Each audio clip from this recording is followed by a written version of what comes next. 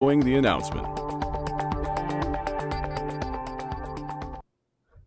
Good morning, everybody, and Happy New Year. I'm Muriel Bowser, your mayor. Welcome to the John A. Wilson Building.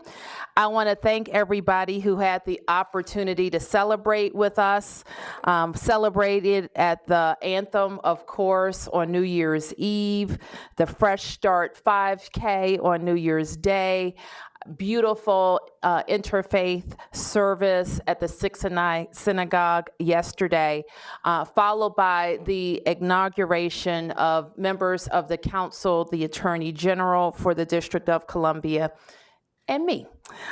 You, I hope, heard our message that a third term is a special opportunity for us to be bold. We have a mandate from the people to think big and push the envelope on the big issues that are facing the district. And we see every day as an opportunity for us to do more for the city with every project, every initiative, everything that we have to do for the residents of the District of Columbia.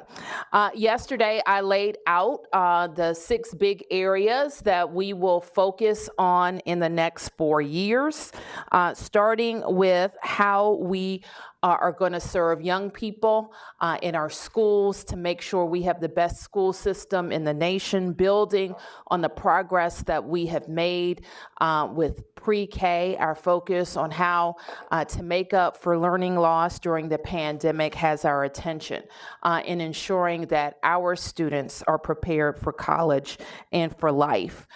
We will also have a focus, of course, on ending gun violence in our city, reimagining our downtown, fighting and growing the middle class in D.C., how to protect and expand democracy for D.C., and a focus on building a resilient future in all of our infrastructure for Washington.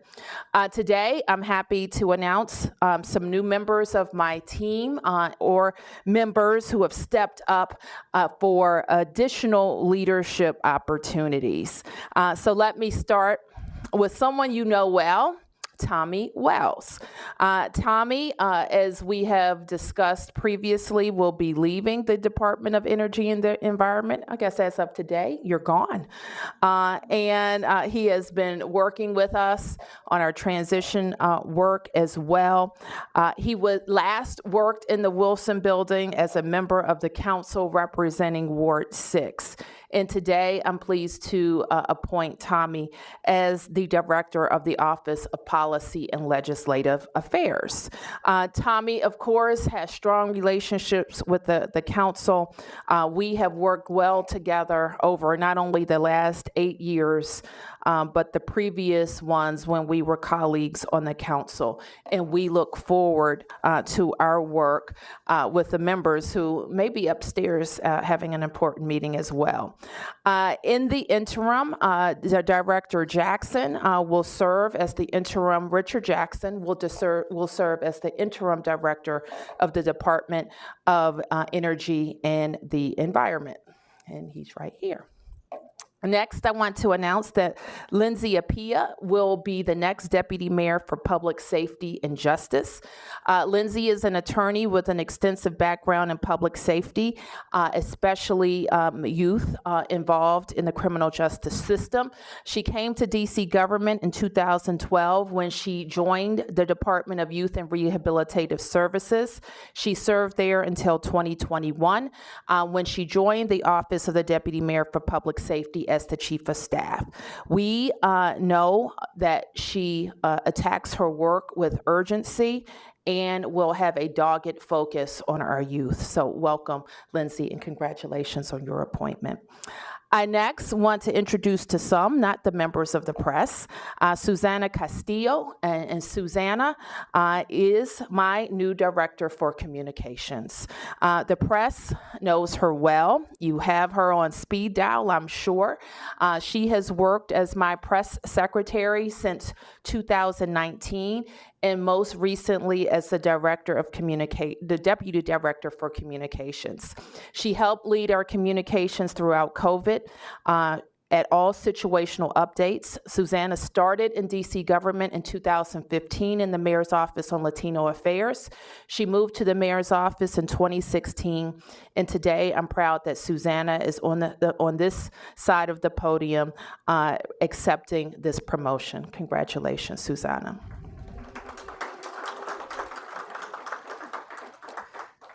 And working closely with the Office of Communications is Courtney Hill. Courtney is right here, and Courtney will be the new director of the Mayor's Office of Scheduling and Advance. And that is a tough job, and I want to thank and congratulate Jason Fink, who has served in that capacity with me for nearly 6 years, and Jason is moving on to another post in DC government.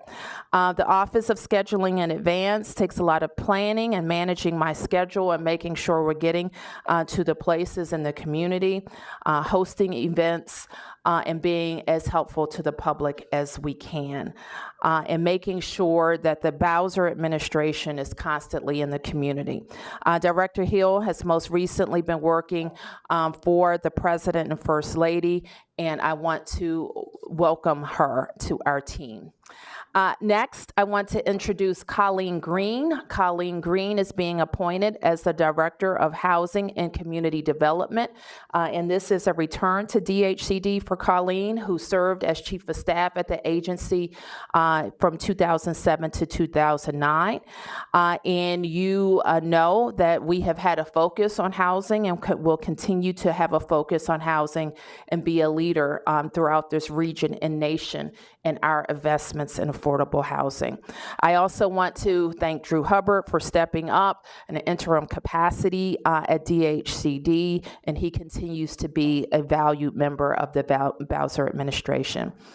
And last but not least, I want to introduce Timothy Spriggs as the Director of the Department of Public Works. Director Spriggs already has one of the most important jobs in DC government, and that is leading our snow operations.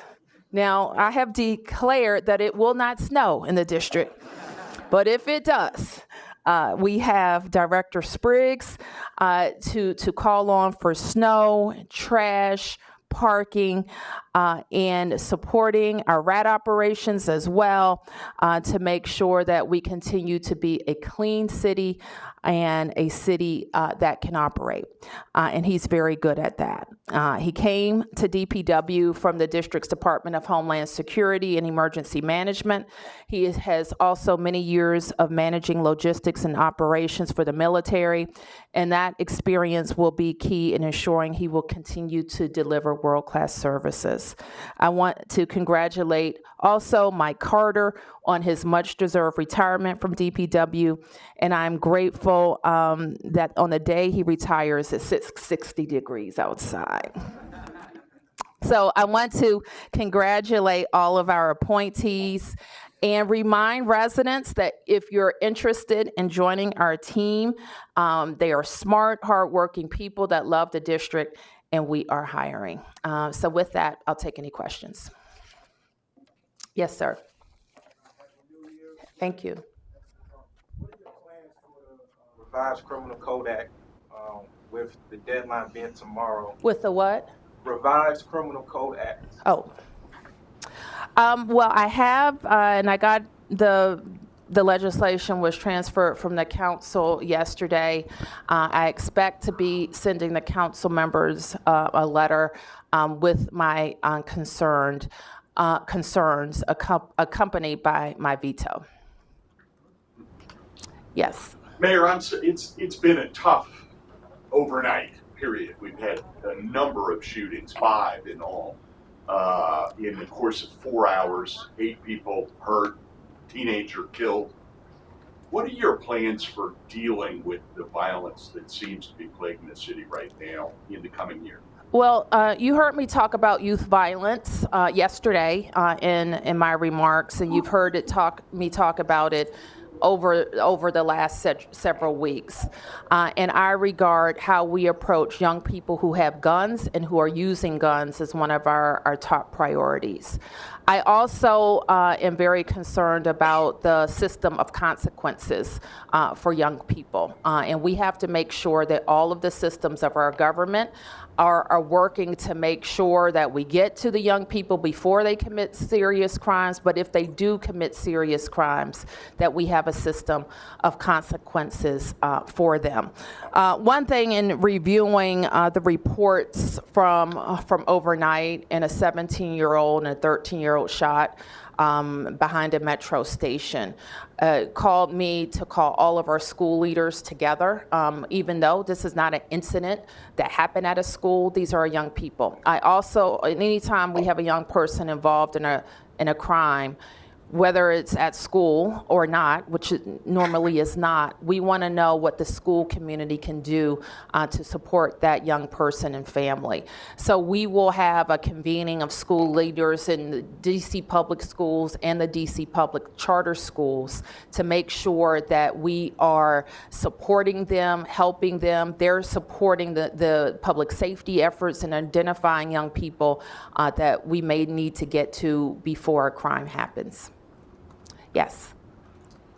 Going back to the Revised Criminal Code Act, you said the letter you're going to send has some concerns in it. I know you've spoken about that before, but can you remind us again what your concerns are? I mean, they are well discussed, and I am concerned that any time that we are experiencing heightened levels of violence in our city, and let's be clear, we've made some progress between the earlier part of last year and where we ended. We actually saw shootings go down, we saw homicides go down, but not enough. Right? None of us can be satisfied with young people having weapons and using weapons and killing each other. None of us can be satisfied with that. And so anytime there's a policy that reduces penalties, I think it sends the wrong message. That takes the focus off of using guns or possessing guns. I think is the wrong way to go. We're also very concerned that the courts have the resources to keep up with the law. And we're just now seeing the courts really get going in full force post-pandemic. And what this law would suggest is that the number of trials would skyrocket. And so we have concerns about all of that. Just following up quickly, last year there was a deficit of justices or judges in the court. Do you see that changing this year? Do you see there being more judges pulled up? Well, I believe 7 judges were recently confirmed, which is a help. It wasn't the complete deficit wasn't completely removed. I think they were down 14 and they got 7 or 9. I'm not remembering the number, so that helps. But they also have, people retire, and a lot of people on the bench are eligible to retire. So the big issue with that is we don't control it. If we controlled it, we could make sure that we didn't have vacancies or for as long as we've had with the courts. But more than that, if the workload is going to go up by, I don't remember what percent it could go up, then they probably need more people on the bench, not just the status quo. Yes. Mayor, another question about crime. You used the term yesterday, you spoke a little bit about the progress you feel has been made. I think the term you used yesterday was incremental progress. How do you move beyond that level of incremental progress when it comes to addressing gun violence and violent crime? Well, there isn't one thing. It's a lot of things working really well, and that goes from making sure that we can stay on track to restore the number of police officers. Keep in mind that we had 2 years in the last 4 years of defunding the police. When I became mayor, we had about 3,800 officers. We're down to 3,400, and it gets that number goes down every day. So we have to have a commitment in the city to have the police that we need. And so we will continue hiring. We also have to have policies that support our public safety. So we're going to keep working to make sure that we have a system of consequences, whether it's juvenile or adults, that works. We also have to make sure that all of our prevention systems are working effectively. And we've been very focused on that. What you heard me talk about yesterday was one of our premier programs that we know works. And so how do we get more people to have the experience that 200 men have had by going to intense job training for 9 weeks that includes subsidized employment and helping them get on the right track. We know we have a small number of people that are committing most of the crime in the district. We've identified, but anywhere between 200 and 400, I think the number was in our first year of identifying people of promise, that if we can pour resources into preventing them from being involved in criminal activity, will have a big, big impact on crime. As a quick follow-up, with the new Attorney General also sworn in yesterday, have you had a chance to have conversations with him about the issue of juvenile crime specifically? And how do you hope a new Attorney General might impact juvenile crime and consequences of juvenile crime? I have had an opportunity to talk to the now Attorney General, many conversations with him in the days and weeks leading up to his swearing in. And our very firm belief that the Attorney General has to be at the table with a system of, a certain system of consequences. This is what I also tried to emphasize yesterday, and I want to be very clear. We have a system of rehabilitation for youth in the district, and that we don't want to think about consequences as punishment. We want to think of consequences as a lifeline. A 13-year-old with a gun shooting somebody needs help immediately. And we may have to require that 13-year-old or 14-year-old, 15-year-old, we may have to require it for that teenager and his family. And so we want the public to know, we want the prosecutors to know, and the Attorney General is responsible for prosecuting juvenile crime in the district. And we want the judges to know that we have the system, the facilities, and the services to offer that lifeline. So yes, consequences, but consequences shouldn't be thought of in a system that is built around rehabilitation as punishment, but are really a chance to get the services that you need. And sometimes, especially when you're a young person, you don't get to choose because you don't know enough to choose what's right for you all the time. And so that's why you have a family, and that's why you have the systems in our government to help get you what you need. Yes, Mark. Could we hear from the new acting Deputy Mayor of Public Safety Sure. on what she plans? You said her focus would be really on youth. What will be your focus? What will be different under your leadership of this agency going forward, addressing these issues of crime that has so many citizens concerned? Sure. I mean, the first thing I would say is that we have literally thousands of committed, dedicated public servants in the public safety and justice cluster. And so the mayor has talked about rehabilitation. And I come from DYRS almost 9 years. And so I know that we have a system set up to provide youth, their families, and communities the type of wraparound care that will keep them both alive and hopefully to put them on a path that will lead to not re-arrest or incarceration or into positive outcomes for them. So there is a focus on making sure that our young people are given the services and supports that we have, and some of that really is through commitment. But we also believe in prevention, and so we have a host of resources in the district. We are extremely fortunate to have a wide range of services. But, we could use some coordination. I don't think that it would be out of turn to say that, and collaboration, and looking at our programs that have the types of outcomes that we want to see and scale down some that don't, and scale up those that do have the types of positive outcomes that we're looking for. And so I believe that my role is to help provide our robust ecosystem with the type of connective tissue that allows us to all be pulling in the same direction. Yes. Mayor, I thought your ideas on downtown are really fascinating. I think a lot of people do. Could you talk a little bit? Have you heard back from the feds about a demand to either return to work or get people back in those buildings or give the city some affordable housing? Well, Bruce, I think you can count on continued conversations with our federal partners on the downtown. This won't be a one-day conversation, but it's one that's going to take shape over many, many months. What I laid out yesterday was how serious for the city a robust downtown is. And all of the things that we have been able to do in our city over the course of our renaissance can be tied to a successful downtown. We've been able to invest, for example, billions of dollars into public schools. When people come to our city and they visit some of our public school buildings, they're blown away by the type of facility investments. We have transformed almost every neighborhood library and the main library in the District of Columbia. All that is related to having healthy finances and reserves. We have the gold standard in social programs in this city. All of that is related to having healthy finances and reserves. So the converse is, if our finances are strained, we are less able to invest in those gold standard of services. And none of us wants that.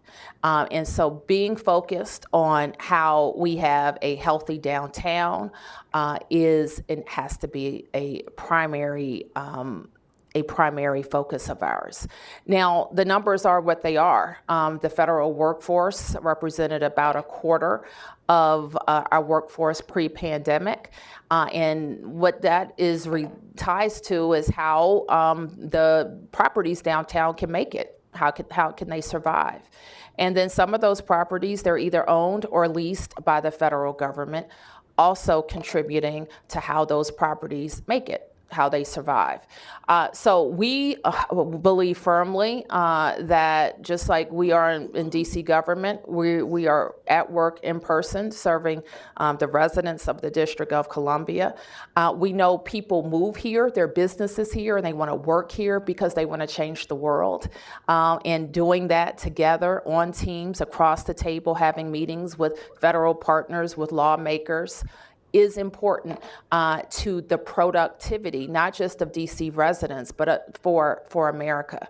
And so we think our story is not unique. American cities are really wanting for national leadership in the new work environment. Can I just ask a follow-up? Retail and commercial rents are just much higher than residential rents. Does it make sense economically at scale to convert from a commercial downtown to a residential downtown? Is it possible to do it? It's possible to have a better balance, and that's what we're shooting for. Even in our own city, when we see some parts of the city that have more of a commercial and residential balance, they fared better during this pandemic because more people were already there. And so what we're going for with adding 15,000 new residents in the downtown in the next 5 years is to achieve better balance. Any other questions? Yes, Mark. Off topic, okay? Mm-hmm. Can you talk just a little bit about, we've seen some recent vandalism of auto enforcement cameras, traffic cameras in the city, and there are plans to expand more cameras out. Just where do you see the expansion of auto enforcement, photo enforcement for traffic violations going? Do you see that as something that's going to grow every year? I will have to remind myself of the number we reach, but I am a huge fan of auto enforcement because it allows us to have a broader and better and more efficient use of our people resources. And we have shown that it works, especially in the red light running area, but also with speed. And speed is the single biggest, well, maybe not the single biggest, but it's up there with contributors to our traffic collision issues. And I really got to ask about this new comms director. Yes, please do. I think we'd all like to hear her vision for. Absolutely. Susanna. More. Thank you. Well, I first want to thank Mayor Bowser for giving me this opportunity, and I have to thank my parents that are here, sitting in the first row, and my nephew Ethan as well. So I'm here today because everything my parents have done for me all of these years. So my vision for the comms department and for the entire DC government is to really execute the vision of the mayor, right? So my job is to ensure the message, the programs, the tools and resources that the mayor has put in place are well known across 88 wards. So that I do that, working with you, right, Mark, working with every single member of the press here. So I will continue to work with you guys and also hold you accountable, right? When the headlights are wrong, I will be calling you. When things are not right, I will be calling you, right? So that's part of my job. And also work with all the PIOs, communications directors across DC government to ensure they have what they need and to ensure they have good relationships with members of the press as well. That's it. Thank you, Susanna. And I want to make one additional announcement, and that is that Jasmine Colton, where's Jasmine? There's Jasmine, is being appointed to serve as my traveling chief of staff. So congratulations, Jasmine. And I hope that you recognize that we have a great team that works for DC government, and I'm never more proud than when I can make promotions within DC government. People who have worked hard, who put in the time, who are expert in their field, and who have earned the opportunity for their next step and their fair shot. So congratulations.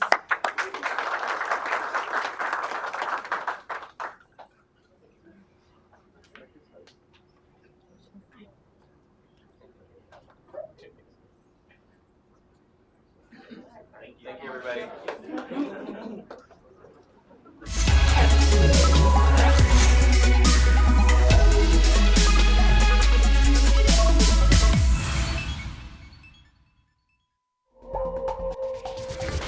We now return to our previously scheduled program, already in progress.